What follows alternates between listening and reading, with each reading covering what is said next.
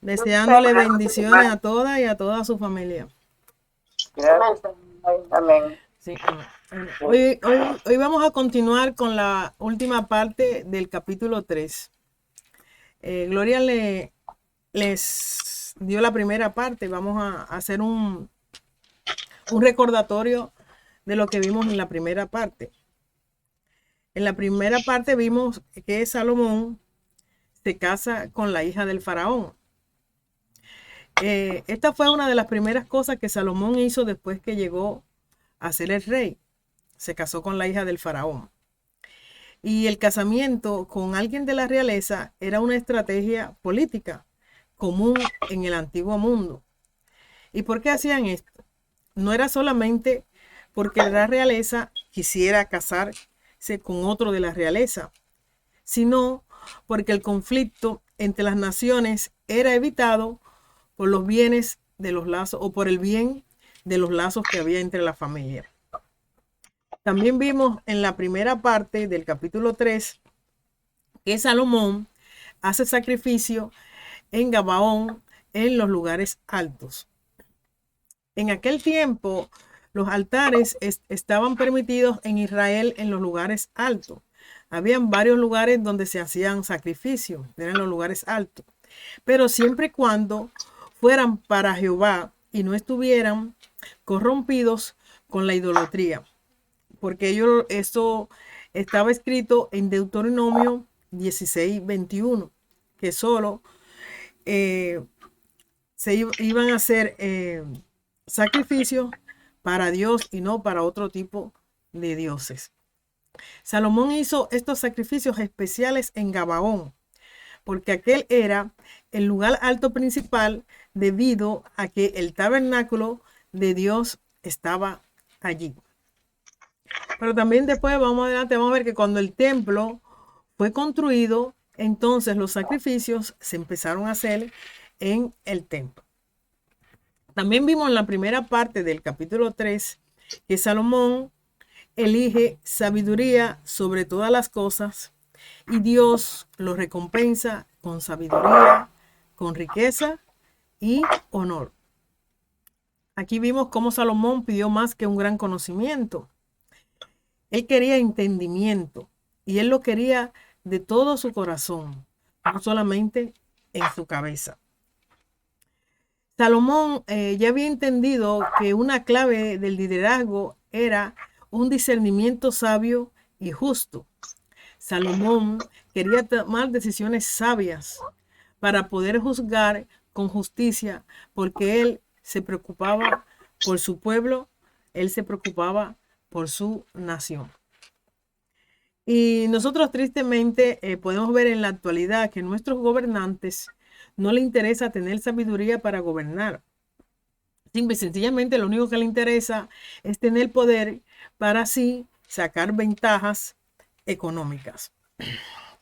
Y vimos también que cuando hay un presidente que es un gobernante que se preocupa por poner al país primero, por conservar nuestros valores cristianos, vemos cómo los medios sociales lo atacan y también vemos que muchos cristianos no lo apoyamos, ¿no? O no lo apoyan.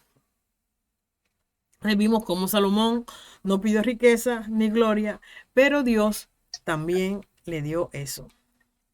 En Efesios 3:20 dice, y aquel que es poderoso para hacer todas las cosas mucho más abundantemente de lo que pedimos o entendemos. Quiere decir que Dios le dio más de lo que él le había pedido. Pero nosotros sabemos tristemente en la historia que Salomón tuvo un final trágico, ya que él malgastó todos los dones que Dios le dio y no guardó los estatutos de Dios. Eso lo vamos a ver en los capítulos siguientes.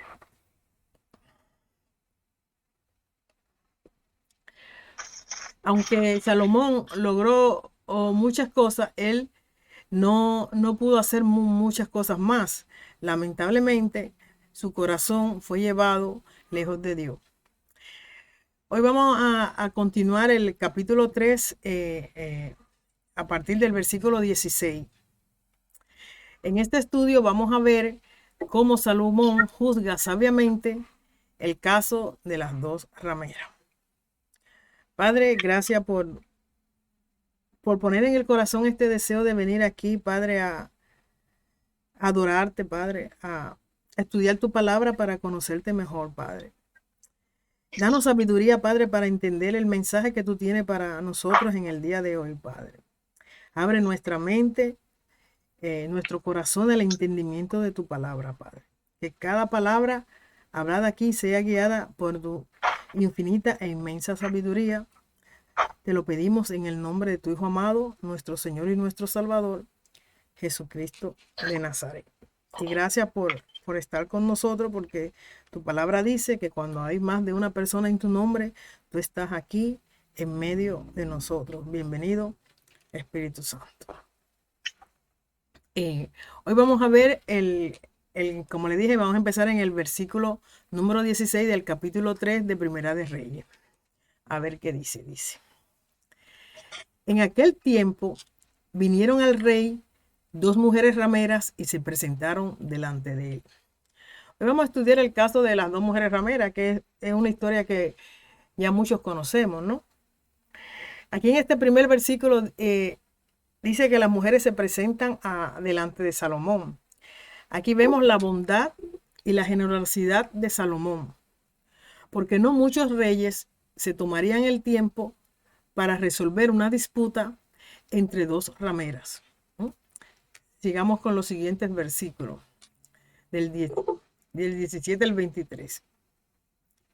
Y dijo una de ellas: Ah, Señor mío, yo y esta mujer morábamos en una misma casa, y yo di a luz estando con ella en la casa. Aconteció al tercer día, después de dar yo a luz, que ésta dio a luz también, y morábamos nosotras juntas, ninguna estaba en casa, sino nosotras dos en la casa. Y una noche el hijo de esta mujer murió, porque ella se acostó sobre él. Y se levantó a medianoche y tomó a mi hijo de junto a mí, estando yo, tu sierva, durmiendo, y lo puso a su lado, y puso al lado mío su hijo muerto. Y cuando yo me levanté de madrugada para dar el pecho a mi hijo, he aquí que estaba muerto. Pero lo observé por la mañana y vi que no era mi hijo el que había dado a luz. Entonces la otra mujer dijo: No, mi hijo es el que vive y tu hijo es el muerto. Y la otra volvió a decir: No, tu hijo es el muerto y mi hijo es el que vive. Así hablaban delante del rey. Bueno, aquí vemos este caso, dos mujeres delante del rey disputándose a quién pertenece el hijo vivo. Y Salomón tenía un verdadero problema. Habían dos mujeres, eran rameras y cada una había tenido un niño. Ahora, uno de los niños había muerto accidentalmente y cada una de las mujeres reclamaba al niño vivo como el suyo. Era la palabra de una contra la de la otra, y dice la palabra que no habían testigos. Ahora, ¿cómo resolverían ustedes este problema? ¿Cómo podría usted enterarse quién era la verdadera madre? Sabemos que si esto sucede en la actualidad, no hay ningún problema, porque el desarrollo de la ciencia y el descubrimiento del ADN ha hecho que por una prueba simple de sangre se pueda saber los rasgos hereditarios de un niño, de una persona, para saber quién es su madre o su padre, ¿verdad? Entonces, en este tiempo eso no hubiera sido un problema. Pero vamos a ver cómo Salomón resolvió este asunto sabiamente. Sigamos con los versículos del 23 al 25. El rey entonces dijo: Esta dice: Mi hijo es el que vive, y tu hijo es el muerto. Y la otra dice: No, mas el tuyo es el muerto, y mi hijo es el que vive. Y dijo el rey: Traedme una espada. y trajeron al rey una espada. Enseguida el rey dijo: partid por medio al niño vivo y dad la mitad a la una y la otra mitad a la otra. Aquí la solución de Salomón al inicio parece necia y hasta parece ser una solución un poco peligrosa, pero luego entenderemos la sabiduría de esta decisión de Salomón. De la misma manera, las soluciones de Dios a menudo nos parecen extrañas al principio, pero cuando pasa el tiempo nos muestra que es una solución más sabia, porque todo está en control de Dios, porque solo Dios es el que sabe lo que es mejor para todos nosotros.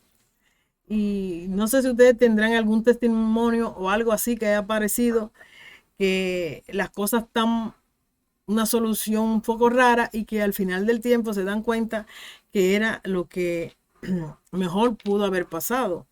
Si tienen algún testimonio de eso.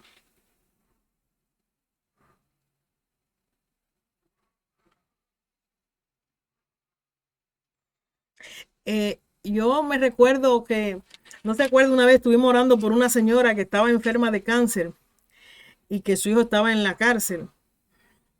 Si no más recuerdo, esta señora, su hijo estaba en la cárcel por un delito que no había cometido. Y las personas que habían acusado a su hijo eran personas que ellos conocían. Y esta señora guardaba mucho odio, tenía mucho rencor sobre estas personas y estaba enferma de cáncer. Ella era una mujer cristiana. Me recuerdo que en esa época la iglesia de nosotros oró mucho por esta señora. Ahora no me recuerdo mucho no me recuerdo mucho el nombre, pero no solamente la iglesia de nosotros, hubieron muchas iglesias que oraron por esta señora. Pero cuando ella muere, ella llega a morir. Muchos nos preguntamos por qué había muerto, porque mucha gente había estado en oración, eran pura oración. Pero ella al final, antes de morir, ella logra perdonar a esa familia que metió a su hijo a la cárcel. Y ella dijo: yo me siento bien, hoy perdono a esta familia y me voy en paz. Entonces yo pienso que es un testimonio de que estas oraciones que se hicieron para sanar a esta señora de su cáncer, lo que hicieron fue que la sanaron de otro cáncer, que era la falta del perdón. Y era eso lo que necesitaba para ella tener su salvación, ¿no? Así es como yo lo miro y pienso que puede ser un gran testimonio, ¿no? De que a veces uno toma así como, no entiende por qué a veces pasan las cosas, ¿no? Que después uno se da cuenta para qué realmente era lo que uno estaba haciendo, ¿no? Entonces continuemos. ¿No hay ningún otro testimonio? Yo nada más tengo un comentario referente a ese caso de esta señora. Ella, pensamos nosotros muchas veces que la oración que hacemos y que no se nos da el resultado como nosotros queremos, pensamos que no, que el Señor a lo mejor no escuchó o hubo algún error, ¿no? Pero en este caso se ve claramente que la señora lo que necesitaba era perdonar para ella liberarse, porque obviamente ella si era cristiana, pues ella está ya con el Señor y la vamos a ver. Amén. Un día de estos nosotros la vamos a ver a ella, y entonces ella seguramente, cuando la muerte de ella pues causó algún arrepentimiento en algunas personas que le hicieron daño a ella, y como ella perdonó, entonces las personas que sí fueron perdonadas, creo yo, así lo veo, que estas personas pues han de haber sido tocadas en su interior, en su alma, por la bondad de ella y por ver que ella perdonó. Amén. El daño que le habían hecho. Y obviamente pues yo también pienso que estas personas necesitan oración por si no todavía no han recibido al Señor, que tengan deseo de venir al Señor e indagar y ser tocados por el Espíritu Santo. Amén. En cualquier parte que esas personas estén. En el nombre de Jesús. Amén, Gloria, así es. Amén. Entonces veamos los versículos 26 y 27. Entonces la mujer de quien era el hijo vivo habló al rey, porque sus entrañas se le conmovieron por su hijo. Y dijo, ah, Señor mío, dad a esta el niño vivo, y no lo matéis. Mas la otra dijo, ni a mí, ni a ti, partidlo. Entonces el rey respondió y dijo, dad a aquella el hijo vivo, y no lo matéis. Ella es su madre. Aquí vemos que la verdadera relación materna fue probada por el amor. La verdadera madre prefería que el niño viviera en lugar de que muriera, aunque no viviera con ella. Ella puso el bienestar del niño por encima del suyo. En la Biblia tenemos el ejemplo de la madre de Moisés, que también hizo lo mismo, ¿no? Aquí vemos que Salomón sabía que la oferta para cortar al niño en dos revelaría el verdadero amor de madre, y él recompensó el amor de la madre como corresponde, ¿no? Dándole a la madre su hijo. Salomón usó verdadera sabiduría para resolver este dilema. Entonces, veamos el último versículo, el versículo 28, que dice, y todo Israel oyó aquel juicio que había dado el rey, y temieron al rey, porque vieron que había en él sabiduría de Dios para juzgar. Aquí vemos que todo Israel oyó. El asunto rápidamente fue conocido a través del reino, y temieron al rey, porque vieron que había en él sabiduría de Dios para juzgar. El pueblo de Israel vio que Salomón tenía tanto la sabiduría como el coraje para hacer lo correcto como líder, por lo cual sintieron miedo de no obedecer la ley de Dios y ser juzgados por Salomón. Aquí termina el capítulo número 3. Podemos tener como conclusión que lo que estudiamos fue en este capítulo, cómo Salomón, como dije al principio, se casa con la hija del faraón, cómo hacen sacrificios en Gabaón, en lugares altos. Vemos cómo Salomón le pidió sabiduría a Dios por sobre todas las cosas, pero que a partir de eso, él recibió en recompensa también riquezas y honor. Y también vimos al final, en el día de hoy, cómo Salomón juzgó sabiamente en el caso de las dos rameras. Este es el capítulo número 3. Espero que hayan entendido. Muchas gracias. Amén. Gracias, amén. Amén.